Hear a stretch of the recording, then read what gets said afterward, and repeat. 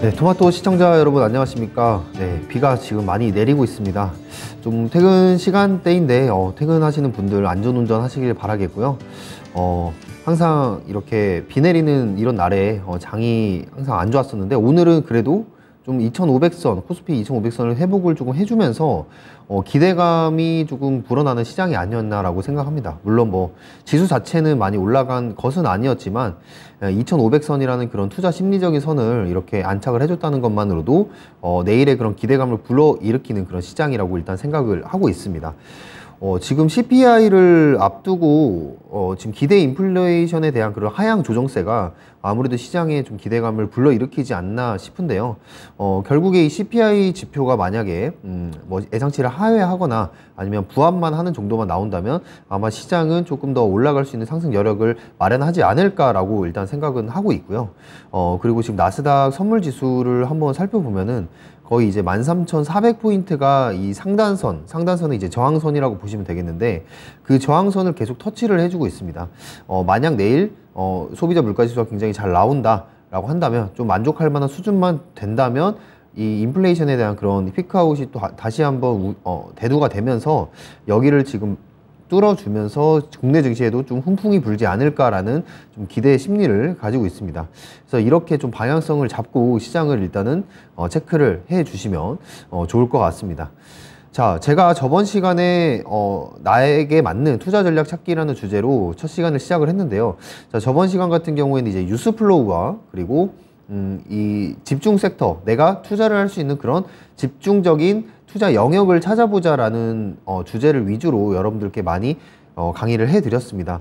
자, 오늘 제가 강의를 해드릴 내용은요, 일단 첫 번째로 저번 시간 했던 그런 뉴스플로우를 활용해서 오늘 같은 시장에서는 어떤 종목들을 한번 눈여겨서 봐야 되는지, 그러한 방법들과 그리고 집중 영역을 찾기 위해서는 공부가 필요한데, 그 공부를 하기 위한 가장 기본이 되는 뭔가 교과서라고 할 수 있는, 이게 그 수리를 공부를 하실 때, 수능 공부하실 때 수학의 정석 가지고 공부 많이 하시잖아요. 주식을 하실 때도 마찬가지입니다. 교과서라고 한다면 보통 사업 보고서를 기본으로 이 펀더멘탈을 분석하는데, 오늘 제가 그 사업 보고서를 들고 그거를 통해서 어떻게 시장을 좀 분석을 하고 앞으로 시장이 어떻게 나아갈지 예측을 할지 그 부분을 알려드릴 테니까 1시간 동안 좀 유익한 시간이 되셨으면 좋겠습니다. 아무래도 사업 보고서 내용이기 때문에 조금 재미는 없을 수 있습니다. 네, 하지만 이 부분은 여러분들에게 좀 피가 되고 살이 되는 그런 부분이다. 이 점 명심하시고 한번 들어주시면 감사하겠습니다. 자, 첫 번째로 뉴스플로우 다시 한번 살펴보도록 하겠습니다.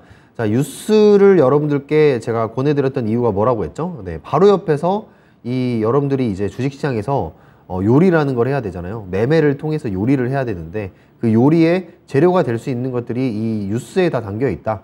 그래서 이 흐름을 뉴스 플로우라고 하는데, 이 뉴스 플로우만 잘 따라가면서 매매를 해서 수익을 보시는 분들도 굉장히 많습니다. 자, 그 말은 뭐냐? 이 뉴스를 통해서 이 재료의 강도를 정확하게 파악하고 조금의 순발력만 있다면 이 뉴스를 통해서도 수익이 날 수 있다. 반대로 이 뉴스 플로우를 제대로 이해하지 못하고 해석을 잘 하지 못하고 잘못된 해석으로 인해서 고점에서 물리는 경우도 굉장히 많다 라고 말씀을 드리고 싶습니다. 그래서 그 부분을 피하기 위해서는 우리가 이 뉴스에 대해서 정확한 해석과 그리고 이 부분에 대한 재료의 강도를 파악을 빠르게 하시는 게 굉장히 중요하다라고 말씀을 드리고 싶습니다. 이 뉴스 플로우를 통해서 오늘 좀 새롭게 볼 수 있었던 뉴스들이 몇 가지 있었습니다. 자, 일단 첫 번째로 이 CBDC 디지털 중앙화폐 관련해서 뉴스 플로우가 나왔습니다. 미국 의회에서 지금 중국과 경쟁을 위해서 디지털 달러 조기 도입을 촉구한다라는 이슈가 나왔는데, 사실 CBDC라는 이런 이슈는 예전부터 많이 나왔던 이슈잖아요. 그리고 항상 이런 이슈가 나온다고 해서 항상 잘 가는 것만큼은 아니었습니다.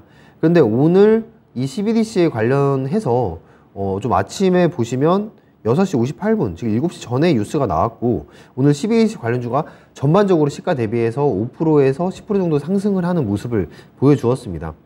자, 거기서 한번 미뤄봤을 때 이 뉴스에 대한 그런 강도를 생각을 해본다면 이미 시장에서 형성되어 있는 그런 환경이 중요하다. 지금 시장에서 형성되어 있는 환경이 어떻습니까? 바로 미국과 중국이 이 대만 방문을 놓고도 굉장히 많은 다툼이 있었고, 우리 시장에서는 실제로 이 휘토류 관련해서 관련주들이 급등락에 굉장히 강한 모습을 보여주었잖아요. 뭐 유니온 머티리얼 특히 대표적으로 이런 종목들이 굉장히 또 강하게 움직여줬단 말이죠. 그래서 지금 미국과 중국이 좀 패권 경쟁을 다시 한번 시작을 하고 있는데, 그 안에 시장 환경이 받쳐주는 그 안에 이 CBDC와 관련해서 중국과의 경쟁을 위해서 디지털 달러를 조기 도입하겠다는 뉴스가 나왔기 때문에 오늘 CBDC가 이렇게 잘 간 것이다 라고 보시면 되겠습니다. 그래서 뉴스를 하나를 보시더라도 지금 시장에서 이미 어떤 환경이 펼쳐지고 있는지, 어떤 그런 백그라운드가 펼쳐지고 있는지 그 부분을 먼저 파악을 하시는 게 중요하고, 그걸 통해서 재료를 더 강하게 볼 것인지, 아니면 이거는 부각을 못 받을 재료라고 판단할 것인지, 그렇게 빠른 판단을 하시는 게 굉장히 중요하다는 점, 그 점을 먼저 말씀을 드리고 시작을 하겠습니다. 자, 여기 보시면 이 아래에 중국에서 세운 이 디지털 위안에 관련 그런 상징적인 그런 사진입니다. 중국은 이미 베이징 올림픽 때부터 디지털 달러에 대한 얘기들을 계속해서 강조하고 있고, 실제로 베이징 올림픽 때 디지털 위안화를 지급을 해서 이걸 사용하게 했습니다. 그만큼 이 기축 통화에 대한 그런 중요성이 굉장히 크다는 거죠. 즉 이제 지금 자본주의 시장에서는 결국 돈이 곧 권력이잖아요. 근데 그 권력을 잡을 수 있는 게 기축 통화, 즉 전 세계에서 제일 잘 나가는 통화가 무엇인가, 그게 가장 중요한 핵심이라고 볼 수 있겠는데, 이제 종이 지폐에서 디지털 화폐로 넘어가면서 중국이든 미국이든 이 디지털 달러, 디지털 위안화를 이제 기축 디지털 통화로 만들기 위해서 지금 굉장히 애를 쓰고 있다는 겁니다. 그래서 이 부분은 CBDC 관련해서는 사실 오늘 같은 뉴스가 아니고서라도 계속해서 주목해 봐야 되는 그런 이슈이다라고 보고 있습니다. 어쨌든 디지털 달러화는 이루어져야 되니까요. 자, 그런데 여기 지금 종목들을 보면은 굉장히 많습니다. 지금 잘 보이시지 않으실 수 있는데 KCT, K사인, 한네트, 프리엠스 이런 종목들 굉장히 많아요. 근데 제가 지금 빨간 줄을 쳐놓은 종목이 바로 이제 풍산이라는 종목입니다. 사실 이 CBDC 테마주를 매매를 할 때 풍산이라는 종목은 이거에 대해서 재료가 크게 작용을 하지 않는 모습입니다. 근데 이제 풍산 같은 경우 이제 동전의 재료를 생산하는 업체이고, 사실 이 부분에서 좀 떨어져 있을 수 있다라고 생각을 할 수 있는데, 제가 여기 중에서 풍산을 이렇게 빨간 네모칸을 친 이유는 다른 곳에 있죠. 자, 여기 지금 한번 보도록 하겠습니다. 자, 풍산이라는 일단 차트를 한번 보도록 할게요. 자, 풍산이 지금 일봉상으로 주가가 좀 많이 내려왔습니다. 이 정도면은 충분히 조정을 받았다고 라고도 생각을 하는데, 지금 차트적인 자리로 봤을 때는 여기 지금 기술적인 반등 자리를 정확하게 지지를 받아주면서 여기서 반등이 나오고 있는 모습을 보여주고 있죠. 이런 차트적인 움직임을 봐도 좋지만, 저는 이거를 말씀드리고자 하는 게 아니라, 결국에는 이 차트도 이 기업의 펀더멘탈, 즉 기초 체력이 받쳐줘야 이 차트도 잘 맞는다는 거죠.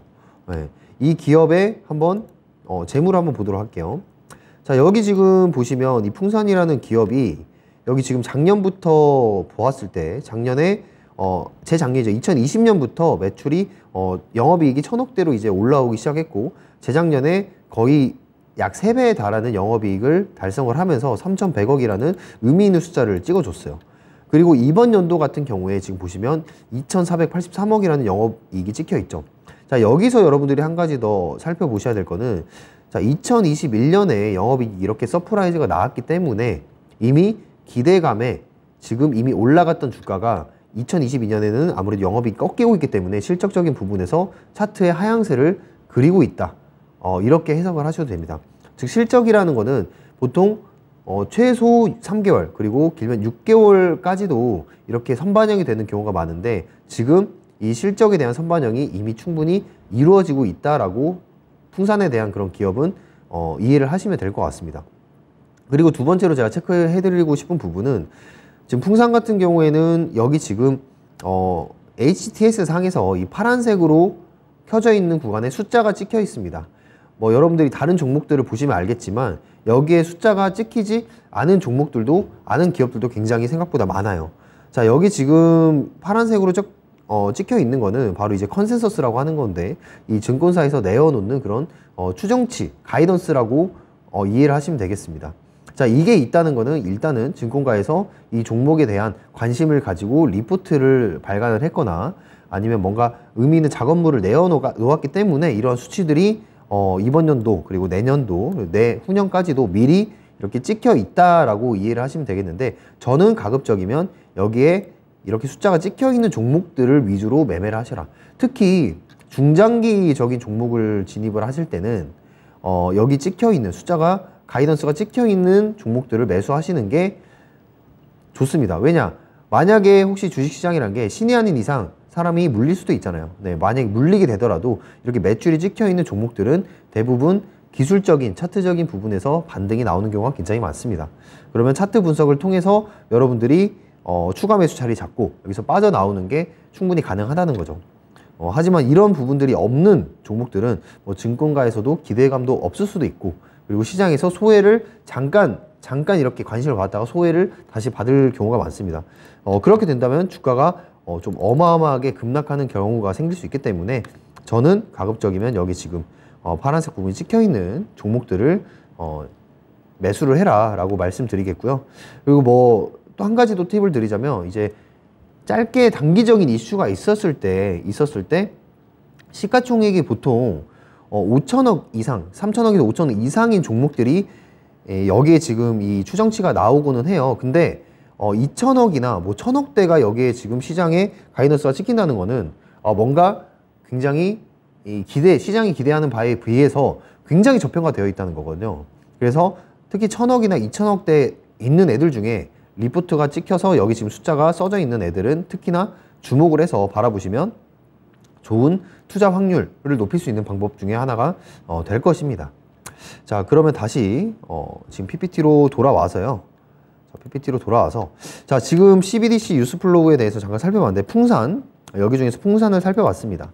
근데 실제로는 이제 CBDC 이슈가 나올 때는 뭐 KCT라든지 한네트 이런 종목들이 가는데, 뭐 기술력으로 본다면 저는 이제 K사인이라는 종목을 좀 많이 추천드리고, KCT나 K사인 종목들이 저는 괜찮게 보인다라는 점만 체크를 해드리고 넘어가도록 하겠습니다. 자, 두 번째 뉴스플로우는 이제 애플페이 뉴스가 나왔는데, 지금 전일에 이어서 오늘도 상승세가 굉장히 좋았습니다. 대표적인 종목으로 뭐 이루온이라든지 아니면 한국정보통신 이런 종목들이 굉장히 큰 상승세를 가고 있는데, 이런 뉴스플로우도 마찬가지라고 생각을 합니다. 그러니까 지금 원래는 갤럭시밖에 되지 않는 그런 페이 기능인데, 이 애플페이가 만약에 국내에 상륙을 한다. 사실 국내에 생각보다 아이폰 유저들이 정말 의미 있게 정말 많습니다. 그런 부분들이 있어서 애플카라든지 아니면 애플페이, 이쪽 애플로 엮이는 재료들은 시장에서 굉장히 강하게 작용한다고 볼 수도 있고요. 그리고 어제 거래량을 한번 살펴봤을 때 이 이루온이라든지 아니면 한국정보통신 같은 종목들의 거래량이 어마어마하게 거래량이 나왔습니다. 자, 그거는 뭐다? 바로 이 주포들, 각 기업들, 각 주식들의 주포들이 활동을 한다. 즉 세력들이 활동을 하는 신호기 때문에 다음 날의 상승세까지 예상을 해볼 수 있습니다. 그것은 바로 거래량과 거래대금에서 티가 난다. 들어오는 신호가 티가 난다. 그렇기 때문에 추가 수익을 볼 수 있는 모멘텀이 있다고 보시면 되겠습니다. 자, 그래서 애플페이도 마찬가지로 뭐 이런 종목들이 있는데, 특히 한국정보통신에 대해서 한번 살펴보도록 할게요. 한국정보통신이 어제 상한가에 이어서 오늘도 굉장히 잘 가는 모습을 보였죠. 자, 한국정보통신 보도록 하겠습니다. 자, 한국정보통신도 마찬가지로 여기 지금 가이던스 추정치는 없지만 여기 지금 2021년 12월 작년 4분기 매출액이 좀 괜찮습니다. 나쁘지 않습니다. 시가총액이 3,700억엔데 비해서 영업이익이 한 230억 정도 나오고요. 매출도 시가총액을 넘어가는 종목이기 때문에 굉장히 괜찮다라고 볼 수 있는데, 가끔씩 이런 섹터들의 이런 수단매가 돌 때, 특히 테마주들을 하실 때 흑자가 아닌 적자 기업을 매수를 하셨다가 물리신 경우가 굉장히 많으실 거예요. 그러지 마시고 이왕이면은 흑자가 나는 그런 기업들을 매수하시길 추천드리고요. 근데 그거보다 더 앞서서 작용하는 게 저는 아까 말씀드린 거래량이라고 말씀을 드리고 싶습니다. 결국에는 이 뉴스라는 것도요, 이 시장에서 만들어낸 하나의 재료라고 볼 수가 있습니다. 네. 뭐 뉴스가 나와서 올라갔다. 사실 이런 거는 뭐 뉴스를 보고 사람들이 매수를 했기 때문에 올라갔다고 생각을 하실 수도 있지만 그 뉴스도 마찬가지로 그 주포가 만드는 하나의 재료일 수도 있다. 이렇게 이해를 하시면 될 것 같아요. 그래서 여러분들이 이 뉴스에 뭔가 진위 여부를 따지는 작업도 당연히 필요하겠지만 그거보다는 이 재료 자체의 그런 강도 그리고 이전에 시장에서 이미 마련이 되어 있던 그런 환경을 먼저 고려를 하시는 게 중요합니다. 왜냐하면 이 주가를 올릴 때는 항상 이 세력은 명분이라는 게 필요하기 때문입니다. 그래서 그 명분을 만들어 줄 수 있는 재료인지 그리고 그 명분을 만들어 줄 수 있는 시장의 환경인지라는 거를 생각을 해봐야 된다는 겁니다. 지금 아무리 지금 같은 시장에서 5G를 떠든다고 해서 5G가 올라가는 것이 아니듯이 시장에서는 항상 명분이 필요하다. 올라갈 수 있는 명분이 필요하다. 이렇게 이해를 하시면 될 것 같습니다. 자, 그래서 한국정보통신 까지 알아봤고요. 본 김에 한번 차트도 한번 보도록 할게요. 지금 차트를 보시면 자, 한국정보통신의 이 거래량이라는 것을 한번 봤을 때 자, 이걸 확대해 봤을 때 오늘 다시 한번 윗꼬리를 달면서 좀 의미 있는 거래량은 나와줬습니다만 이 거래량에 비해서 윗꼬리가 가장 크게 달렸기 때문에 이 윗꼬리가 크게 달렸다는 거는 매도세가 굉장히 강하다는 거죠. 위에서 누르는 힘이 강하다는 겁니다. 그거를 매도세라고 하는데 매도세가 강하다는 건 뭡니까? 여기서 세력 물량이 나갈 수도 있다. 이렇게 해석을 할 수도 있다는 거예요. 그래서 차라리 어제같이 상한가를 가면서 이렇게 순수한 양봉을 그려내는 종목들이 오히려 더 강하다. 이렇게 보시면 되겠습니다. 그래서 이런 거래량을 터뜨려 준 이후에는 거의 대부분 기간은 좀 걸릴 수 있을지라도 수익권을 주는 경우가 굉장히 많고요. 그리고 그 다음 날에 수익권을 빠르게 주는 경우가 오히려 더 많습니다. 제 데이터상 확률로 거의 70% 이상은 다음날 약수익권이라도 주는 경우가 많기 때문에 이런 부분을 참고로 하셔서 이 거래량의 양이 얼마나 터지는지 이 부분도 한번 체크를 해보시길 바라겠고요. 자, 다시 본론으로 돌아가서 자, 지금부터는 한번 사업 보고서에 대해서 말씀을 드릴 건데요. 자, 제가 저번 시간에 이 집중 투자 영역을 여러분들이 설정하시는 게 굉장히 중요하다고 했어요. 저의 예시를 들어드리면서 제가 좋아하는 영역은 엔터이고 그리고 종사하는 영역은 금융 그리고 소비하는 영역은 의류 편의점이라고 예시를 들어드렸습니다. 근데 이 투자 영역에 공통점이 많은 그런 업종을 여러분들이 매수가 아니죠. 공부를 해보는 게 굉장히 중요하다. 그래서 공부를 해서 집중 투자하는 게 굉장히 중요하다라는 말씀을 드렸는데 아무래도 사람이라는 이런 그 사람 구조 자체가 아무래도 관심이 가고 또 이렇게 관심이 가는 부분에 집중이 되고 뭔가 열심히 하게 되기 때문에 투자도 마찬가지입니다. 투자도 여러분들 마라톤입니다. 투자는 단기적인 그런 100m 달리기가 아니에요.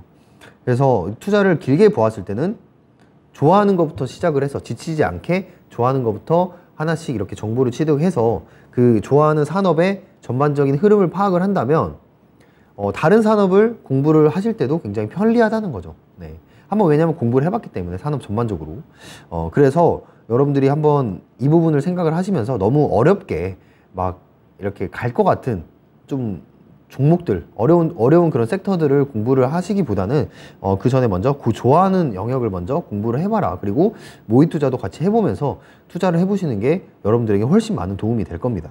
네. 자, 그래서 이 좋아하는 영역을 생각을 하셨으면 공부할 산업을 정했으면 이 산업의 대표 기업을 선정을 해야겠죠. 네, 대표 기업을 공부를 해야 되고 그리고 그 대표 기업을 통해서 산업 전체를 공부하다 보면은 여러분들의 투자 기회가 보이게 될 겁니다. 그래서 제가 오늘 예시로 가져온 업종은 바로 이 자동차입니다. 네. 제가 자동차로 가져온 이유는 이 하반기 때 제가 매일매일 거의 이제 관심 섹터가 뭐예요? 라고 물어보면 세 가지 강조를 드렸습니다. 첫 번째로 이제 방산, 그리고 두 번째로 엔터, 그리고 세 번째로 2차 전지를 말씀을 드렸는데 바로 이 2차 전지에 해당하는 그런 산업이 바로 자동차죠. 결국엔 큰 산업으로 봤을 때. 그래서 제가 자동차 산업을 오늘 전반적으로 여러분들께 풀어드리면서 조금이나마 도움이 되고자 이렇게 자동차 산업을 예시로 가져와 봤습니다. 자, 여러분들이 자동차 산업을 공부해야 되는 이유는 지금 전기차 계속해서 시장에서 부각을 받고 있죠. 테슬라도 실적이 견조하게 나오고 있고 어제 같은 경우에 리비안이 또 엄청나게 또 올라갔어요. 리비안이 급등을 하면서 이 BBB 법안 이후로 친환경차에 대한 관심이 굉장히 또 높아지고 있는 모습입니다. 자, 더 나아가자면 이 친환경이라고 한다는 거는 결국 신재생 에너지잖아요. 이 신재생 에너지를 여러분들이 주목을 많이 하고 있는데, 자, 이 신재생 에너지 같은 경우도 결국에는 돈에 의해서 움직이는 섹터다라고 볼 수 있습니다. 자, 주식시장을 전반적으로 보면은 이 기업이 산업을 활동을 하는 데 있어서 필요한 게 뭐죠? 바로 땅이잖아요. 근데 그 땅이 뭡니까? 바로 그 지구입니다. 예. 그 지구가 오염되면은 사실 기득권한테는 좋을 게 하나도 없어요. 네. 사실 지금 어떻게 본다면 이 산업 자체가 후진국들은 이 환경을 오염시켜 가면서 자신의 국가 산업을 발전시켜야 되는 게 맞거든요. 근데 이전에 산업혁명 때 이미 환경 오염 다 시켜서 산업 국가 발전시킨 나라들이 어떤 나라들입니까? 지금 이미 선진국이 된 나라들이잖아요. 그래서 신재생 에너지나 아니면 이쪽을 볼 때도 결국 돈에 의해서 움직이는 시장이구나라는 프레임도 한번 가지시는 게 좋을 것 같습니다. 그래서 이미 이전에 환경 오염의 주범이었던 그런 나라들이 지금은 이 환경을 지키자라고 하면서 전 세계에 그런 동조 현상을 일으키고 있죠. 특히 이제 선두 미국을 기점으로 해서요. 그래서 미국도 결국 마찬가지로 이 친환경에 대한 투자를 계속해서 이어나갈 수밖에 없다는 겁니다. 자, 그러면 이 친환경의 펀더멘탈이 될 수 있는 게 뭐다? 바로 이 자동차라고 저는 생각을 합니다. 왜 자동차입니까? 바로 이 매일매일 이렇게 엄청나게 많은 그런 인구 이동량이 있잖아요. 근데 그 이동을 할 때 타고 다니는 게 자동차잖아요. 그 자동차에서 나오는 그 환경에 대한 그런 배출 물질을 관리를 하지 않으면 결국에는 다른 신재생 에너지도 필요 없다라는 생각이 드는 거예요. 그렇게 생각한다면 결국에 이 자동차가 지금 시장이 안 좋음에도 불구하고, 시장이 그렇게 좋지 않은 환경임에도 불구하고 전기차 섹터가 계속해서 갈 수밖에 없는 이유는 결국에 이 전 세계를 주도를 하는 그런 큰 자본들이 전기차에 대한 투자를 멈추지 않고 있기 때문입니다. 그래서 지금 전기차도 있고요. 그리고 더 나아가서 수소차도 있죠. 네, 지금 제가 사진 띄워놓은 게 수소차인데, 이 수소차 같은 경우도 마찬가지로 이 밸류체인이 어마어마합니다. 네, 밸류체인이라고 한다면 이 가치가 나오는 이 가치 사슬이라고 하죠. 이 가치 사슬이 어마어마하게 많은데, 사실 이 수소 쪽은 아무래도 이 전기로 모든 것을 감당을 할 수 없기 때문에 이 장거리를 뛰는 이런 트럭들, 화물은 아마 수소 쪽으로 지금 발전을 해야 된다라는 흐름으로 가고 있습니다. 그래서 현대차도 마찬가지지만 지금 전기차뿐만 아니라 수소차도 계속해서 개발이 이루어지고 있다 라는 말입니다. 그래서 이 친환경 차에 대해서 결국 2차 전지 배터리 회사들도 많이 있지만 결국 그것의 모든 기반이 되는 게 바로 이 완성차 업체들이다. 그래서 이 완성차 업체, 즉 자동차 산업에 대해서 오늘 공부를 해보고자 제가 이렇게 가져왔습니다. 자, 원래 자동차 같은 경우에는 대표적인 가치주이면서 경기 민감주였죠. 근데 여기서 이제 전기차와 수소가 들어가는 순간 이거는 미래 모빌리티에 대한 부분들 때문에 시장에서 성장성에 대한 주목을 받고 있기 때문에 성장주로서 지금 거듭나고 있는 상황입니다. 자, 성장주로 주목받는다는 거는 주가의 퍼포먼스, 즉 주가의 급등락이 심할 수 있기 때문에, 즉 크게 올라갈 수 있기 때문에 우리는 시장에서 주목을 해봐야 된다는 겁니다. 그냥 단순히 성장주라고 주목을 해봐야 되는 게 아니라 이 성장주가 주가의 퍼포먼스와 연결되는 그런 연결고리가 결국 우리의 수익과 이어지기 때문에 주목을 해봐야 된다는 거죠. 그래서 우리는 자동차 업종을 반드시 알아봐야 한다. 자, 그렇다면 이 자동차의 비즈니스 모델은 뭘까요? 자동차의 비즈니스 모델. 자, 물론 대표적으로는 현대차, 기아차 이런 큼직큼직한 글로벌 완성차 업체들도 생각을 할 수 있지만 그 아래 내려가다 보면 수많은 그런 업체들이 굉장히 많죠. 왜냐? 지금 현재 내연기관차 자체가 수많은 부품들로 이루어지고 있기 때문에 그 아래 하단의 밸류체인으로 내려갈수록 이 굉장히 많은 업체들이 나타납니다. 그리고 그 많은 업체들 속에 우리의 투자 기회가 숨어 있다는 거죠. 여러분들이 대형주 하다가 이렇게 아래에 있는 이런 소형주들, 중소형주들 하는 이유가 뭡니까? 바로 급등락이 심하기 때문에 하는 거잖아요. 그만큼 아래 하단 밸류체인에 있는 종목들을 매수를 하는 게 아무래도 여러분들 수익률에는 더 좋고, 실제로 실전 투자 대회 같은 거를 한다면 이런 대형주보다는 이런 중소형주들의 그런 플로우, 흐름을 따라가는 게 훨씬 더 수익률 증가에는 도움이 된다. 하지만 그만큼 어려운 매매 트레이딩 방법이 되겠죠. 근데 그런 부분들을 여러분들이 확률을 높이시려면 결국에는 사업보고서라는 것을 공부를 해야 된다. 이 말씀을 드리고 싶은 겁니다. 자, 사실 완성차 업체에 대해서 말씀을 드리고 있는데, 이 IT 업체 같은 경우에는 이 네이버라든지 아니면 카카오, 이런 기업들은 사실 하단의 밸류체인이 거의 없다고 봐야 돼요. 카카오나 네이버가 거의 독식을 한다고 보셔도 무방합니다. 근데 제 자동차 업종 같은 경우에는 아래 부품도 다양하고 그리고 공정도 다양하기 때문에 하단으로 내려갈수록, 밸류체인 하단으로 내려갈수록 투자의 기회가 굉장히 많다. 지금 여기 보이시는 전기차 밸류체인만 봐도 여기 지금 어마어마한 투자처들이 많습니다. 니켈, 리튬, 코발트, 이쪽 원재료 최근에 포스코 케미칼 굉장히 많이 가고 있죠. 2차전지 소재로만 해도 양극재, 분리막, 전해해, 딱 듣기만 해도 생각나는 종목들이 굉장히 많을 거예요. 에코프로브엠, LNF, 일진머티리얼즈, SKC 이런 종목들이 굉장히 또 많고, 또 2차전지 이거는 이제 배터리 회사들이죠. 각형, 파우치형, 원통형, 삼성 SDI, 그리고 LG 에너지 솔루션 같은 배터리 업체들, 그리고 넘어가서 전기차를 만드는 회사들, 제가 지금 오늘 설명하려는 현대차나 기아차들, 그리고 또 넘어가면 폐배터리 재활용, 최근에 핫했던 그런 청약주들 어떤 거 있었습니까? 세비캠이라든지 아니면 성일하이텍, 그리고 제가 항상 강조드렸던 고려아연, 이런 종목들이 굉장히 이렇게 트렌디하게 세상에서 움직이고 있잖아요. 즉 지금 들으셨던 종목들 최근에 주가 흐름이 굉장히 좋았죠. 그러니까 시장의 경기 침체가 오더라도 지금 전기차로 갈 수밖에 없는 환경이기 때문에 지금 여러분들은 2차 전지라든지 전기차에 주목을 해봐야 된다는 겁니다. 자, 그래서 이 시가총액 상위로 봤을 때 현대모비스라든지 현대위아 이런 종목들이 하단 밸류체인에 있다라고 볼 수도 있겠는데, 자, 이제 다트로 한번 넘어가서 지금부터 사업 보고서를 한번 제대로 한번 보도록 하겠습니다. 자, 글씨가 잘 안 보이실 텐데 제가 한번 읽어 드리도록 하겠습니다. 자, 다트에 들어가시면 일단은 사업 부분 자체가 이 차량 부분이 있고요. 그리고 현대차의 금융 부분이 있어요. 네, 금융 부분이 있고, 그리고 기타 부분이 나옵니다. 여기 제가 이제 빨간 줄로 쳐놓은 게 이제 차량 부분인데, 차량 부분은 이제 현대자동차, HMA, 그리고 HME, HMMA, HMMC, 이런 알 수 없는 영어들이 나와 있는데, 이게 바로 이제 한국말로 된 건 당연히 현대자동차 한국 지사를 의미하는 거고요. 나머지 영어로 된 것들은 이제 해외 지사들을 의미를 하는 겁니다. 그래서 차량 부분에는 현대자동차의 그런 국내 매출처가 있고, 그리고 해외 매출처가 있다. 이렇게만 생각하시면 돼요. 너무 어렵게 생각하실 필요는 없다. 라고 보시면 됩니다. 그래서 여기 지금 차량 부분, 금융 부분, 기타 부분 중에 우리는 결국에는 이 차량 부분에 집중을 해야 됩니다.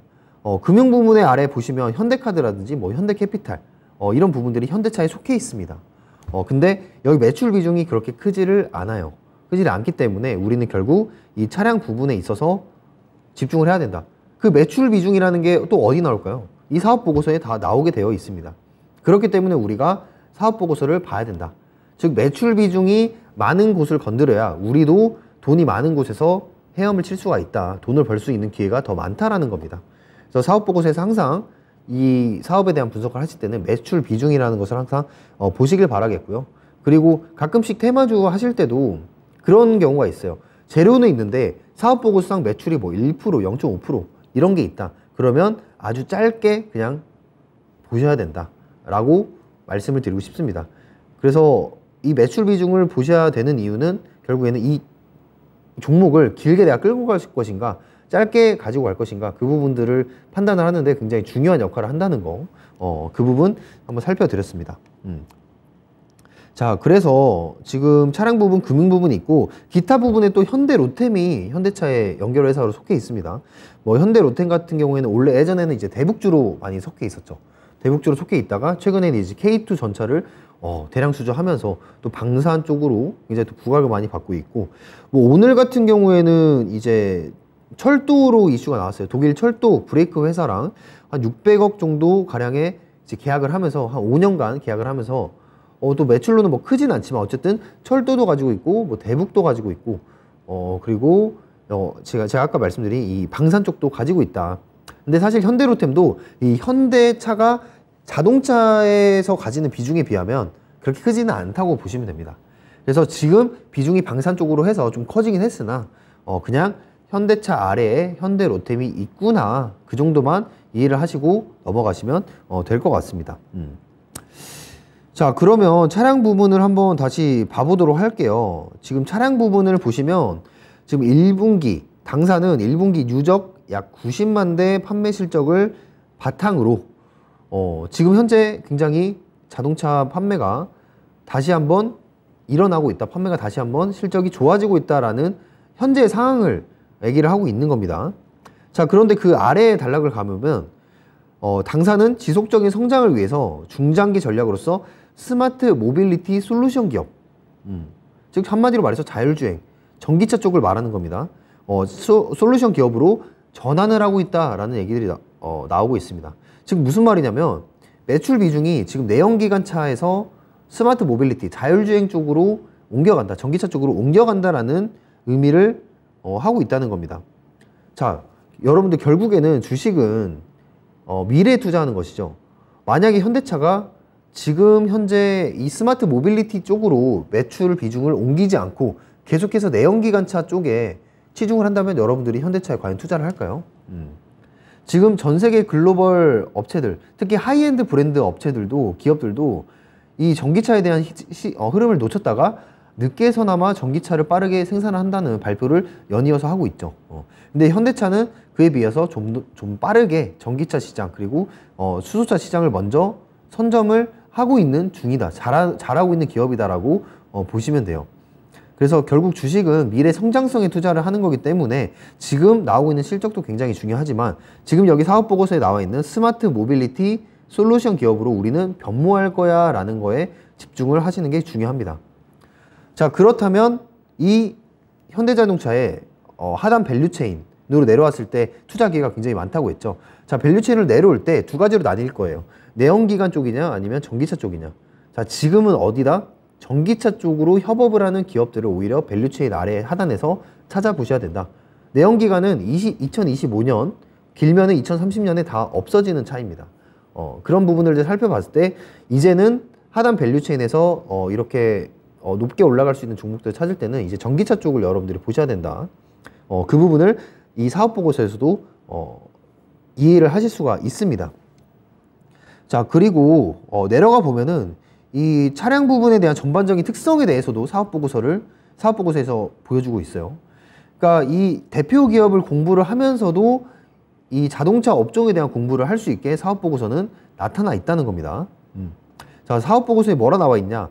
자, 자동차 산업은 방범위한 산업 기반을 전제로 하기 때문에 다른 산업에 비해서 전후방 연관 효과가 매우 크다. 전후방 산업의 연관 효과가 매우 크다는 겁니다. 그러니까 이 자동차 산업이 이 단순히 IT 플랫폼, 네이버나 카카오처럼 혼자만 독식을 하는 게 아니라 그 아래에 깔려있는 밸류체인이 굉장히 다양하기 때문에 거기에서 또 돈이 많이 나온다는 것을 또 사업보고서에서 볼 수가 있습니다. 자, 그래서 지금 결국에는 이 산업의 성장성으로 넘어갔을 때 결국에는 이 부분에 있어서 전기차 쪽으로 이제 넘어갈 건데 이 산업의 성장성을 여러분들이 보셔야 되는 이유가 결국에 이 산업의 수요와 공급이 이 성장성에 나타나 있기 때문에 이 산업의 성장성을 보셔야 되고요. 저는 더 중요하게 보는 거를 이 아래에 있는 경기 변동의 특성을 보셔야 된다고 생각을 합니다. 이 자동차 업종을 보실 때 경기 변동의 특성을 한번 잠깐 짧게 보면은 이 자동차는 결국 경기 민감 사업입니다. 굉장히 경기에 대해서 민감해요. 경기 변동과 굉장히 밀접하게 연동이 되어 있습니다. 자, 쉽게 말해서 자동차가 많이 팔리기 위해서는 경제가 좋아야 돼요. 그렇잖아요. 경제가 좋아야 자동차를 살 수 있는 여력이 되고 자동차가 많이 팔리게 되고 경기가 안 좋아지면 소비가 줄어들기 때문에 자동차를 많이 안 산다. 이게 베이직 기본 전제라고 보시면 되겠습니다. 그래서 자동차는 경기 화랑기 때 아주 짧게 수익을 내기 좋은 종목이고 그리고 경기가 턴어라운드 될 때 사모으면은 좋은 종목입니다. 근데 지금 케이스 같은 경우에 좀 특이한 케이스이긴 합니다. 자, 코로나가 일어났을 때 내가 코로나가 끝나면 가장 사고 싶은 소비재 1위가 바로 자동차였어요.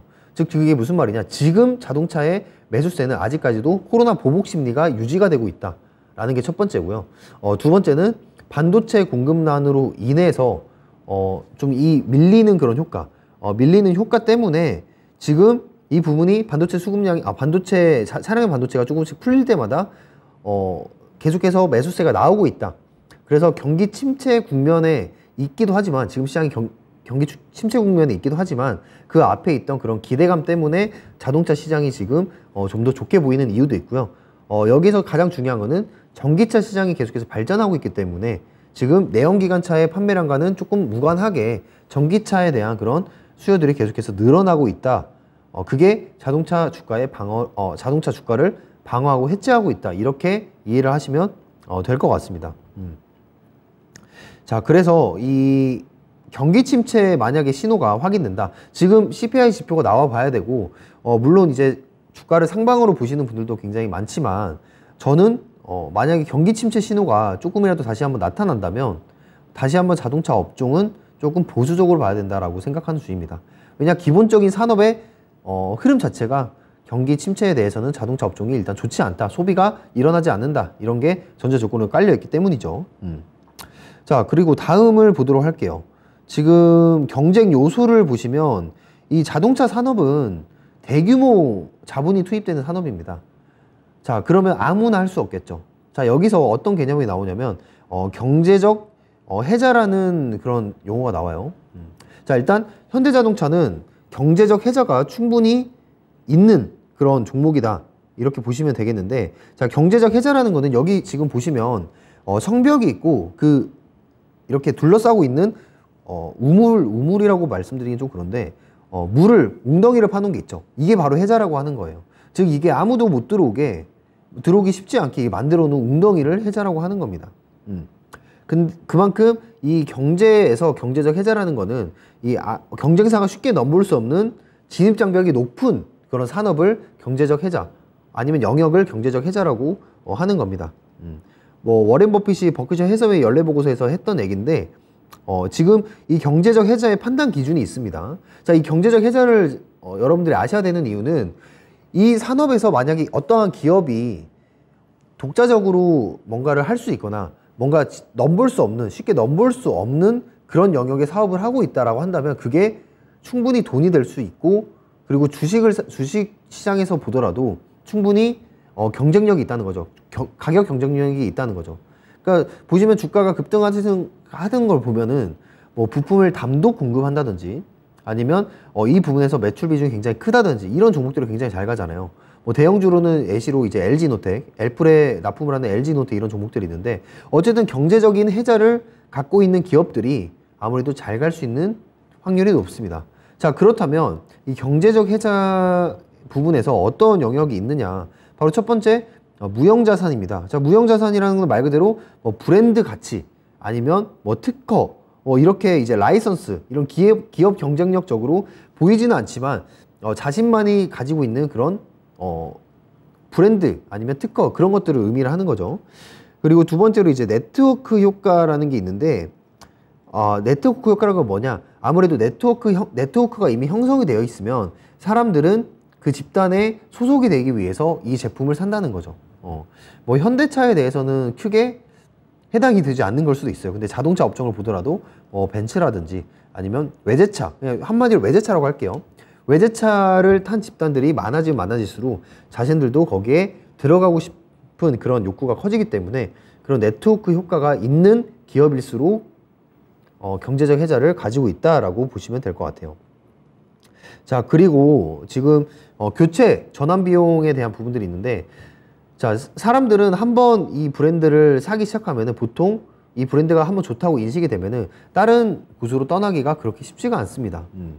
그래서 기업인들이 한 번의 그런 성공을 한번 맛보면 고정 팬층들이 생기기 때문에 그 기업의 제품이 계속해서 잘 팔리고, 저거는 아무도 안 살 것 같은데 왜 저 기업은 살아있지? 이렇게 아무리 하셔도 고정 그 팬층들이 여전히 밑바탕에 깔려 있다는 겁니다. 그래서 교체 전환 비용이라는 것들을 생각을 해봤을 때 경제적 해자를 한번 생각을 해볼 수가 있다. 자, 그리고 비용 절감의 우위가 있다. 예를 들면은 다른 신규 진입을 하려고 하는 그런 사업자가 한번 뭔가를 해보려고 해요. 그래서 가격도 책정해서 뭔가 물건을 내놨는데, 아, 야, 우리는 저기 1,000원에 판다. 야, 우리는 500원에 팔아. 이러면은 신규 진입자들이 들어오기가 쉽지 않겠죠. 그런 점에서도 이미 비용적으로 밸류체인이 잘 형성되어 있는 기업들이 경제적 혜자를 누릴 수가 있다 라고 보시면 되겠고요. 그리고 뭐 신규 진입 요인이 제한된 시장 같은 경우에 그 시장 자체가 신규 진입이 조금 힘들다, 이미 아니면 뭐 독과점이 차 있다라고 한다면 네이버나 카카오 그런 종목들이겠죠. 이런 종목들 같은 경우에는 들어갈 수 있는 생각조차도 못하기 때문에 그 부분들에 있어서 경제적 혜자를 누릴 수가 있다.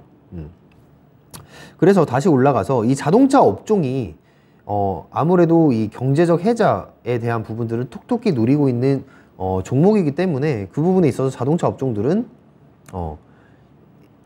그런 부분에서 현대차라는 그런 기업은 다른 부분들의 다른 산업들에 비해서 경제적 혜자 효과를 충분히 누리고 있다. 이 부분을 체크를 한번 해 보았습니다. 자, 그리고 다음 보실 거는 이제 지역별 시장에 대한 얘기인데요. 일단 첫 번째로 한국 시장이 있습니다. 뭐 자동차 산업이라고 한다면, 특히 현대차라고 한다면 여러분들이 이제 한국에서 뭐 많이 팔리는 차다 보니까 한국에서 매출이 많이 나오겠지라고 생각을 할 수 있지만, 사실 수출 비중이 더 높은 기업이다. 이거를 여러분들이 일단 첫 번째로 알고 있어야 돼요. 그것도 사업 보고서에 다 나타나 있습니다. 매출 비중으로.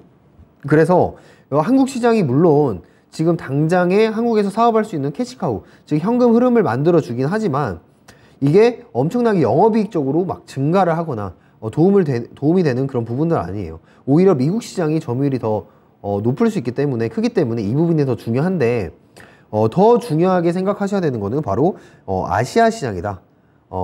특히 아시아 시장 중에서 중국을 여러분들이 주목을 해보셔야 됩니다. 중국은 2009년 이후에 미국을 제치고 글로벌 자동차 업체 1위를 차지한 나라입니다. 그만큼 이 파트가 캐파가 굉장히 크기 때문에 중국 시장을 여러분들이 주목을 해봐야 되는데, 사실 중국 시장은 좀 아쉬운 부분들이 아무래도 있기 마련이죠. 왜냐면 이 중국 시장이 인구가 늘어나고 그리고 GDP, 소득이 올라오면서 자동차 소비가 늘어났어요. 그건 사실입니다. 그래서 아웃풋, 즉 유의미한 결과를 낼 수 있는 시장으로 발전을 했다는 거죠. 그래서 우리가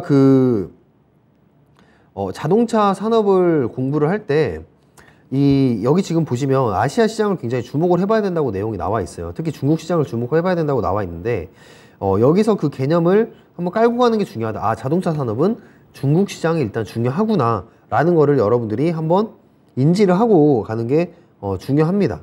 그리고 이 사업 보고서를 보실 때는 지금 PPT상 굉장히 복잡해 보이고 글로써 되어 있기 때문에 여러분들이 머리가 지끈지끈 거릴 수도 있는데, 저는 가급적이면 이제 뭐 요약이 되어 있는 요약본보다는 한 번쯤은 대표 기업들, 이 산업의 각각 대표 기업들은 한번 쭉 읽어보시면 큰 도움이 될 거라고 생각을 합니다.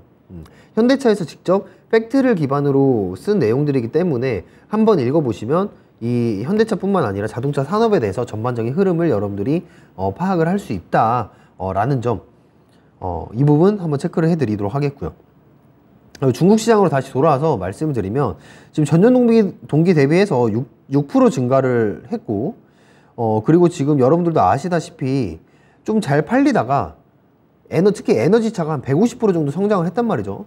근데 잘 팔리다가 코로나 봉쇄를 또 시작을 했습니다. 코로나 봉쇄를 하면서 소비가 위축됐고 판매가 되지 않은 그런 부분들이 있었습니다.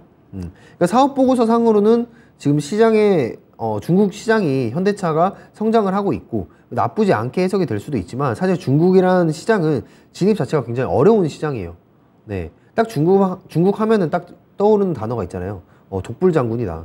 중국은 자신들의 그런 자국 육성 정책으로 인해서 자신들의 그런 브랜드를 키우려고 하고 자신들의 그런 소비를 촉진시키려고 합니다.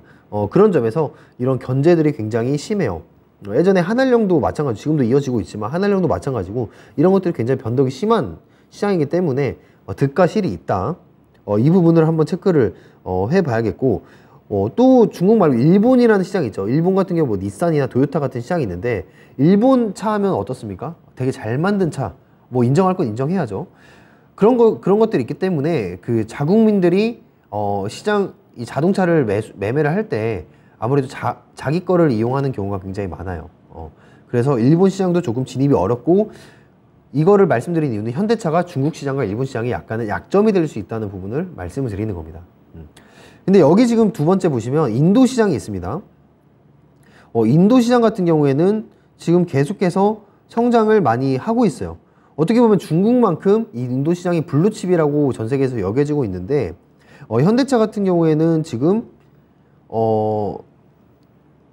10년 전부터 인도 시장에 침투를 해서 인도 시장을 어느 정도 선점을 한 부분들이 있기 때문에, 만약에 인도가 자국민의 그런 경제 소득이 올라오고 그리고 전기차 보급까지 간다면 현대차가 이때 굉장히 큰 파급 효과를 가져갈 수 있다라는 걸 사업 보고에서 볼 수 있습니다. 그래서 인도 시장의 그런 자동차 판매량도 같이 보시면 이 현대차의 주가 흐름도 같이 파악을 할 수가 있고, 인도뿐만 아니라 뭐 브라질이라든지 뭐 아르헨티나 이렇게 인구가 많은 그런 나라들의 현대차는 이미 선점을 해서 잘 사업들을 잘 하고 있습니다. 그래서 정리를 해보면 중국과 일본 시장에서는 좀 아쉽다. 진입을 좀 하기가 어렵다. 그리고 아쉽다. 근데 중국 말고 인도라든지 아니면 브라질, 아르헨티나 같은 남미 쪽, 그리고 인도, 여기 시장에 인구가 많은 시장에서 선점을 잘 해놓고 있는 편이다. 그래서 현대차가 나중에 폭발적으로 성장할 때 그 안에는 아시아 시장 중에 뭐 인도, 그리고 남미 시장에 뭐 브라질, 아르헨티나 이런 나라들이 있을 것이다 라고 먼저 이해를 하시면 되겠습니다. 유럽 시장을 한번 잠깐 살펴보면은, 뭐 유럽 시장 같은 경우에는 과거에는 안정적인 뭐 성장을 가져왔던 구간이기도 해요. 근데 이제 유럽차라고 하면은 뭐 여러분들이 보통 생각하시는 뭐 벤츠라든지 아우디, 뭐 포르쉐 뭐 이런 브랜드들이 유럽엔 점유해 있지 않나요? 라고 하실 텐데, 사실 유럽 내에서도 제가 방금 말씀드린 브랜드들은 비싸다는 인식이 여전히 깔려 있습니다. 저변되어 있어요. 그래서 대중들이 많이 사는 차는 오히려 뭐 시트로잉이라든지 아니면 오히려 이제 뭐 크라이슬러 이런 보급 브랜드, 크라이슬러는 이제 국내에서는 고급 브랜드지만 거기 이제 보급 차량들이 오히려 더 잘 다닌다는 거죠. 그래서 경쟁 상대, 현대차의 경쟁 상대는 뭐 벤츠나 아우디 그쪽이 아니라 유럽 쪽에서는 이제 시트로잉 이런 쪽으로 여러분들이 한번 살펴봐야 된다 라는 말씀. 자, 유럽 시장까지 한번 살펴봤는데, 다음은 이제 금융 부분을 한번 봐보도록 할게요. 금융 부분을 한번 보자면 현대캐피탈이 있습니다.